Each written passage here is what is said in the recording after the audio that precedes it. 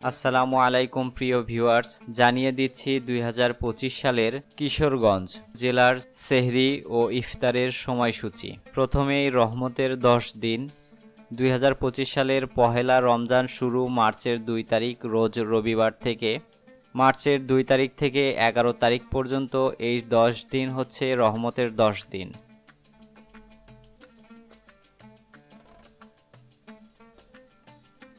এরপরে মাগফিরাতের 10 দিন। মার্চের 12 তারিখ থেকে 21 তারিখ পর্যন্ত মাগফিরাতের 10 দিন।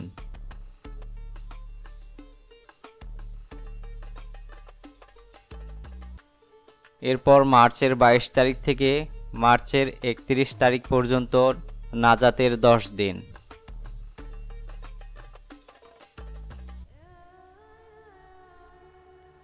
রমজান মাস যদি 29 দিনে যায় তাহলে পবিত্র ঈদ উল ফিতর অনুষ্ঠিত হবে মার্চের 31 তারিখে, আর রমজান মাস যদি 30 দিনে যায় তাহলে পবিত্র ঈদ উল ফিতর অনুষ্ঠিত হবে এপ্রিলের 1 তারিখে।